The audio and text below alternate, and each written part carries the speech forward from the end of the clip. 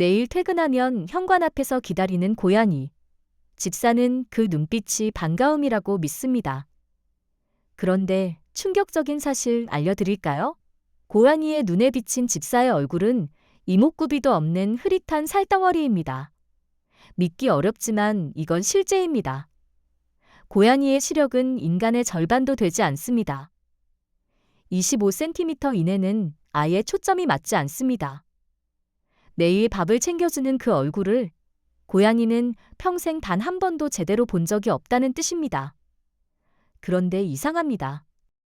얼굴도 모르는 집사가 화장실만 들어가도 문 앞에서 기다리고 소파에 앉으면 왜 기어이 무릎 위로 올라오는 걸까요? 고양이가 집사를 기억하는 방식의 진짜 비밀. 지금부터 차근차근 함께 살펴보도록 하겠습니다. 그렇다면 고양이는 도대체 집사를 어떻게 알아보는 걸까요? 답은 얼굴이 아닌 다른 곳에 있습니다. 고양이가 집사를 인식하는 건 실루엣과 움직임입니다. 걸음걸이, 키, 어깨의 높이, 이 패턴이 조합되어 집사라는 존재로 각인됩니다. 낯선 사람이 집사 옷을 입고 들어와도 고양이가 금세 경계하는 이유가 여기 있습니다. 얼굴이 아니라 몸의 언어를 읽고 있는 것입니다. 현관 소리만 듣고도 달려오는 것도 같은 이유입니다.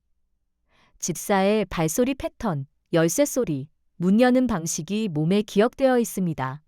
택배 기사가 초인종을 눌러도 꼼짝 않던 고양이가 엘리베이터에서 내리는 집사의 발소리에 미리 현관으로 나와 앉는 건 이 때문입니다. 시각이 아닌 청각과 몸의 감각으로 집사를 기다리는 것입니다. 매일 반복되는 그 실루엣, 그 발소리가 쌓여 집사라는 존재로 새겨집니다. 얼굴 대신 온몸으로 기억되는 존재, 그게 고양이에게 집사입니다. 그런데 고양이가 집사를 기억하는 방법이 움직임만은 아닙니다. 훨씬 더 정밀한 방법이 따로 있습니다. 바로 냄새입니다. 고양이가 집에 돌아온 집사의 가방이나 옷에 코를 박고 한참 냄새를 맡는 모습 보신 적 있으신가요? 귀찮게 구는 것처럼 보이지만 사실 고양이는 그 순간 집사의 하루 전체를 읽고 있습니다. 고양이의 코에는 약 2억 개의 후각세포가 있습니다. 인간의 40배입니다. 고양이에게 냄새는 시각보다 훨씬 정확한 신분증입니다. 고양이는 집사를 냄새로 기억합니다. 집사 고유의 채취, 자주 쓰는 세제 냄새, 먹는 음식의 냄새가 합쳐진 복합적인 향의 지도로 집사를 인식하는 것입니다.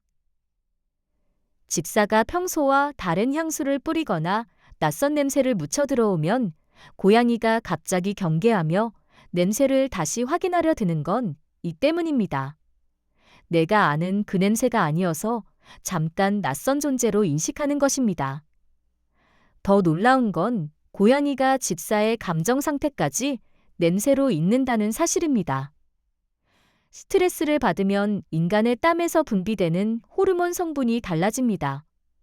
고양이는 그 미세한 변화를 감지합니다. 유독 힘든 날 퇴근해서 소파에 앉으면 고양이가 평소보다 더 바짝 붙어 앉는 경험, 우연이 아닙니다. 고양이는 이미 집사의 상태를 알고 있었던 것입니다. 그런데 고양이가 이 모든 걸 파악한 뒤 집사에게 보내는 신호가 있습니다. 대부분의 집사가 그냥 지나치는 그 행동 말입니다.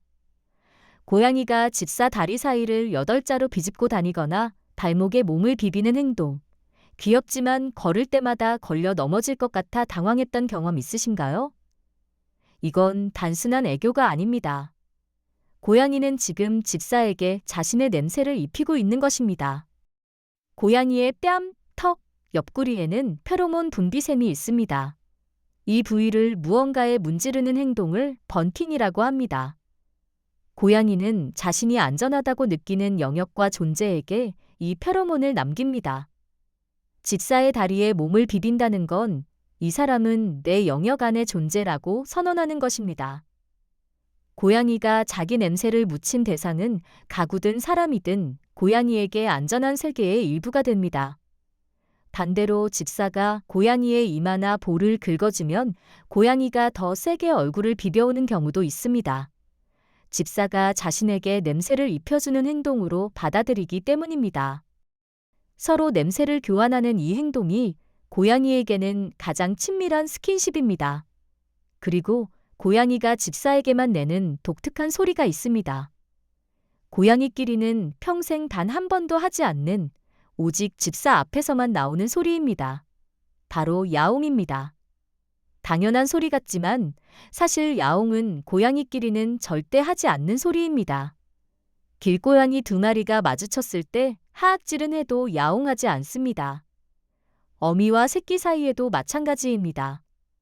야옹은 고양이가 오직 인간과 살면서 수천 년에 걸쳐 만들어낸 대인간 전용 언어입니다. 더 놀라운 건 이 언어가 집사마다 다르다는 사실입니다. 연구자들이 고양이 수십 마리의 야옹 소리를 분석했을 때 같은 고양이도 집사에게 하는 야옹과 낯선 사람에게 하는 야옹의 톤이 달랐습니다. 밥을 달라는 야옹, 놀아달라는 야옹, 그냥 말을 거는 야옹이 전부 다릅니다. 오래 함께 산 집사일수록 그 미세한 차이를 정확히 구분합니다. 고양이가 집사에게 맞춤화된 언어를 스스로 개발한 것입니다. 이것이 의미하는 바는 분명합니다. 고양이는 집사를 소통이 가능한 존재로 인식하고 있다는 것입니다. 얼굴도 제대로 보지 못하는 그 존재에게 자신만의 언어를 만들어 말을 거는 고양이. 그게 집사를 향한 고양이식 신뢰입니다. 그렇다면 고양이의 뇌 속에서 집사는 정확히 어떤 존재로 분류되어 있을까요? 그 답이 꽤 충격적입니다. 고양이는 과연 집사를 주인으로 생각할까요? 오랫동안 그렇게 믿어왔습니다. 밥을 주고 집을 제공하고 돌봐주니까요. 그런데 2017년 영국 서식스 대학 연구팀이 발표한 결과는 달랐습니다. 고양이는 인간을 주인으로 인식하지 않는다는 것입니다. 고양이의 뇌는 집사를 그냥 자신과 같은 종, 즉 또 다른 고양이로 분류하고 있었습니다. 근거는 행동에 있습니다. 개는 주인 앞에서 행동이 달라집니다.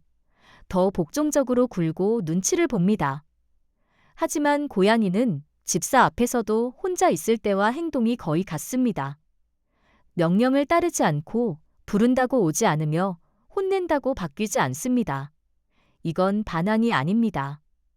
개나 늑대와 달리 고양이는 무리 안에서 누가 위고 누가 아래인지를 따지지 않습니다. 명령하고 복종하는 관계 자체가 고양이의 세계에는 존재하지 않습니다. 집사를 주인으로 대하지 않는 건 고집이 세서가 아니라 그 개념 자체를 모르기 때문입니다. 대신 고양이는 집사를 동료로 대합니다. 그것도 덩치는 크지만 사냥도 못하고 그루밍도 서툰, 좀 한심한 동료로요. 내가 주인인데 동료라니, 게다가 한심하기까지 한 동료 취급을 받고 있다니 억울하실 수도 있습니다. 하지만 이마를 비비고 배를 보이고 곁에서 잠드는 행동이 전부 고양이가 가장 아끼는 동료에게만 하는 행동입니다. 한심한 동료지만 동시에 없어선 안 될 동료라는 뜻입니다. 그렇다면 이 한심한 동료를 위해 고양이가 자처하는 역할이 있습니다. 한심한 동료라고 했지만 고양이가 집사를 대하는 방식은 결코 가볍지 않습니다. 오히려 고양이는 집사를 꽤 진지하게 챙깁니다. 그 방식이 인간의 눈에는 잘 보이지 않을 뿐입니다. 고양이는 집사의 상태를 끊임없이 관찰합니다. 집사가 아프거나 우울한 날 평소보다 유독 곁을 떠나지 않는 고양이를 경험한 적 있으신가요? 우연이 아닙니다. 고양이는 집사의 호흡 패턴, 체온 변화, 냄새의 미세한 차이로 상태를 감지합니다. 그리고 곁에 앉아 자신의 체온을 나눠줍니다. 말 못하는 동료를 자기 방식으로 돌보는 것입니다. 집사가 올 때 고양이가 다가와 무릎에 올라앉는 것도 같은 맥락입니다.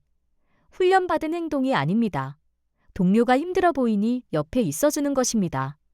실제로 고양이와 함께 사는 사람이 심박수와 혈압이 낮고 우울증 발병률도 낮다는 연구 결과가 여럿 있습니다. 고양이가 의도했는지는 알 수 없지만 결과적으로 집사를 돌보고 있는 셈입니다. 이쯤 되면 고양이와 집사의 관계가 다시 보입니다. 집사가 고양이를 키우는 게 아닐 수도 있습니다. 서로가 서로를 챙기는 것입니다. 얼굴도 모르고 말도 통하지 않지만 같은 공간에서 서로의 상태를 읽으며 살아갑니다. 그렇다면 이 관계를 더 깊게 만드는 방법은 무엇일까요? 고양이는 집사의 얼굴을 모릅니다.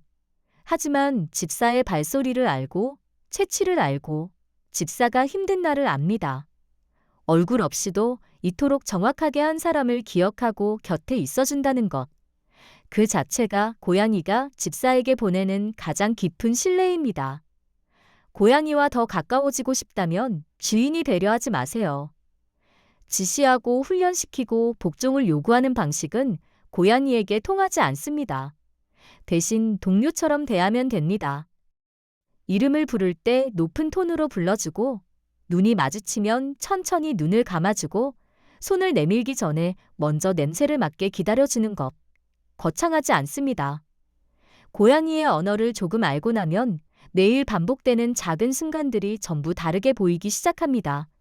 얼굴도 모르는 존재를 위해 문 앞에서 기다리고, 야옹하며 말을 걸고, 가장 무방비한 순간을 곁에서 보내는 이 작은 생명. 고양이에게 집사는 주인이 아니라 자신이 직접 선택한 동료입니다. 선택받은 것입니다.